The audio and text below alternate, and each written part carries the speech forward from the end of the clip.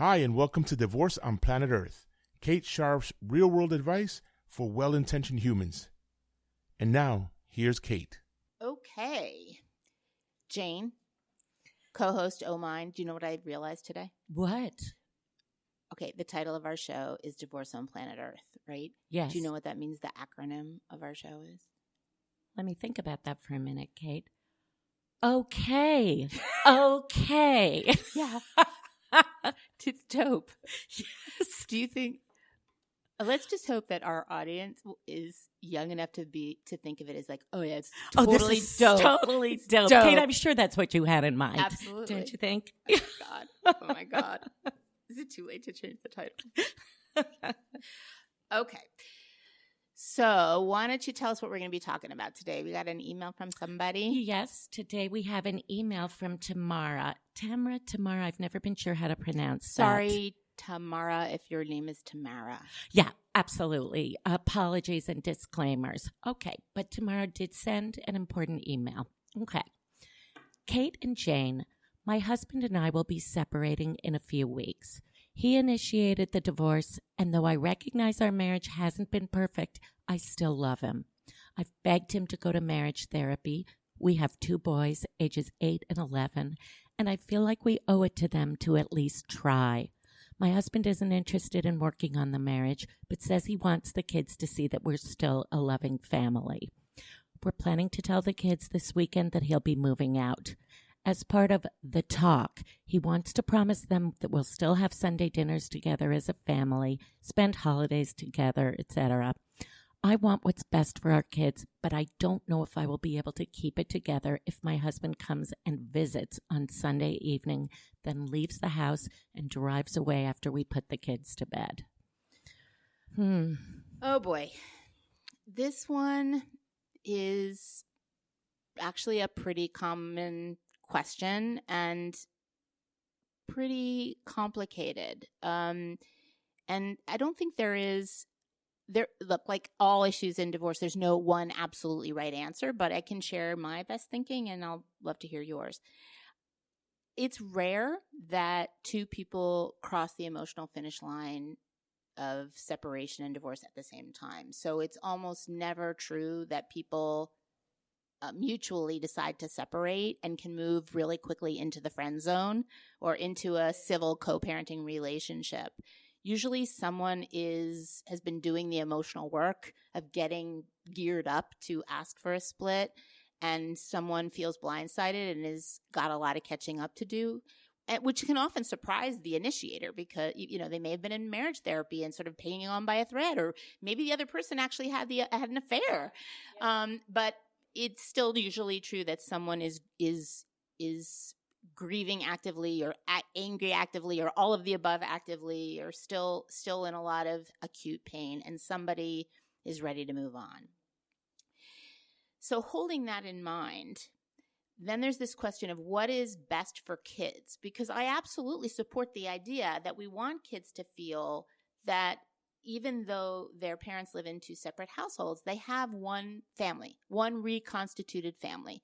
Their parents are no longer married, so there's not an intimate relationship between them, but they're connected through the kids. And that we want kids to feel that their parents are respectful of each other and parent together, even when they disagree, they do so civilly. Yes. So the idea is we don't want kids to grow up feeling like they have a line running through the middle of their soul and they have these bifurcated lives. Yes. And that they are terrified that if their parents are ever in the same room, then it's going to spontaneously. Oh, I've seen that. Yes. Yeah. Well, I think we've probably both even experienced some of that.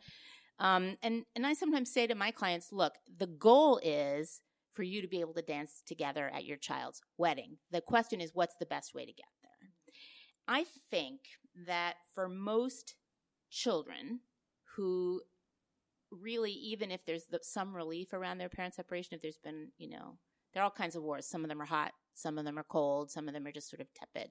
But especially if there's been a hot war in the house, if the parents have really been fighting, there can be some relief that kids feel when their parents split. But I still think it's probably something close to 100% of kids, no matter what their ages are, hold on to a reconciliation fantasy for a really long time. And I certainly know that's true of someone who feels devastated by their spouse's decision to split.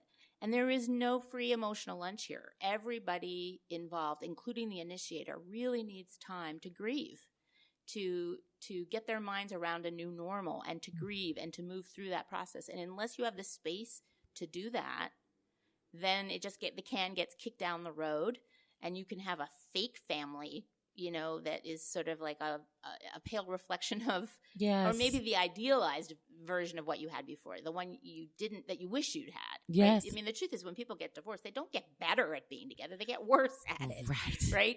So I guess what I'm saying is, it doesn't make a whole lot of sense to me to do an end run around the grief as a way of protecting kids from the disruption that divorce represents. Yes. So I usually encourage people, at least in the beginning, even if the goal is to be able to spend time together, quote unquote, as a family, it's really as a reconstituted family. And I do know a number of healthfully divorced people who do things together as a family, even Thanksgivings. But I encourage people in the beginning to have crisper boundaries, to tell kids something really clear, like we're not going to be married anymore. You're going to be living in two separate houses. This is going to be the way you spend time with each of us.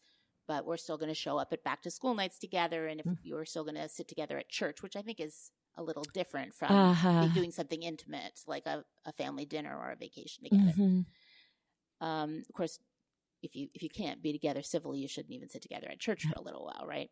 And then once the children have adjusted to the new norm, they may protest. They may say, "Well, can't mommy come over for dinner, or can't daddy?"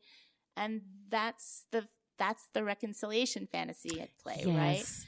But if you don't do that, if you don't set up crisper boundaries and have really meaningfully separate time early on, then all it does is prolong the fantasy. yes, and put off the grief, not only for the children, but for the one of you that doesn't want this. Absolutely. I was thinking about that. Yeah, and also, for the one of you who does, who thinks that you can move right into time together as a family, as a way of helping your kids, I don't know, feel less bounced around or something. And of assuaging your guilt. I think there is a part of that. Yeah. But also denying your own grief. Yes. I mean, even if you wanted the divorce, it's still the death of a dream. And you're still facing time away from your kids. And by the way, if you're a parent who works all the time and is worried about having enough time with your children because of the divorce, spending quote unquote family time with a grieving, desperate future ex and reeling kids is a kind of selfish way to make up for the time. Yes. Yeah. So, I guess what I'm saying is that if you, in answer to tomorrow's question, if you feel like it's going to be super painful for you, for your future ex to spend time in the home with you, at least right now, I would pay really close attention to that feeling, because it's a signal that you're not ready and that your kids are not ready, but that does not actually mean that you can never be ready for something like that, or at least to create situations that feel as though, you're a family, just you don't look the same. And in fact, if you push yourself to do it now, the chances of ever getting there in a way that feel good are diminished. Right. That's a really, really good point.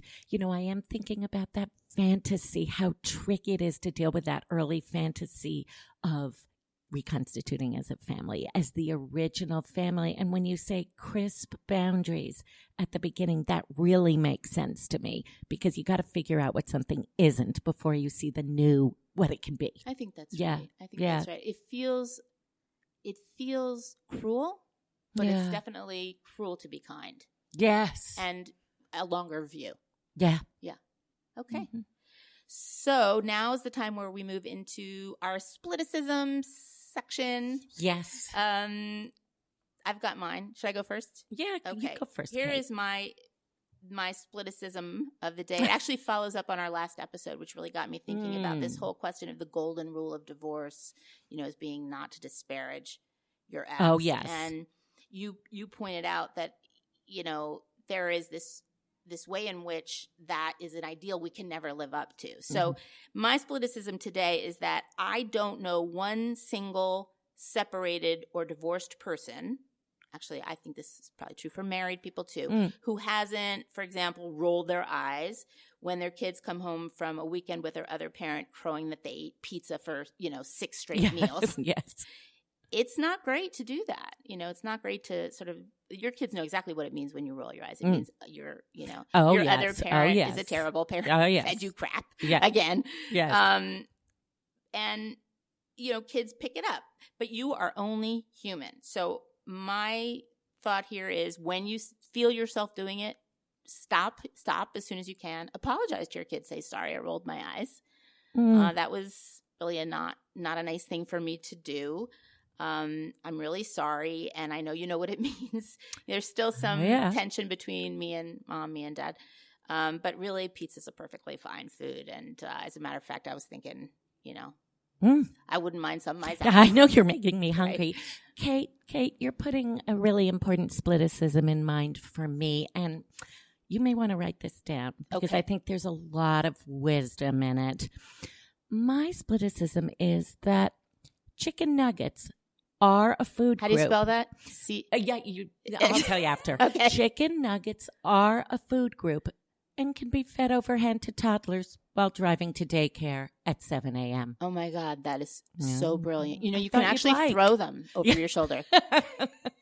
They also make a good baseball. They are. Well, I'm just thinking, it's dangerous to turn around when you're feeding your child on the way to daycare. Thank you. Safety first. Safety first. Safety first. Safety first. Well. Nutrition second. Absolutely. Look, you know what? I think your point is really, it's really well taken. Serious point, Kate. It's a serious point. Yeah. Like when you're parenting on your own for the first time, you can't do everything as well. Something's got to go. Something's got to give. And sometimes it's that gourmet meal that you're used to making for your toddlers. I think so. And like the idea of a routine that needs to be like maybe in the old days, you were really good at getting your kids to sit down with their shoes already on and eating, oatmeal with almond milk. Chicken nuggets overhand, 7 a.m. Kate, Sounds good. Again, words to live by. Okay, thank you.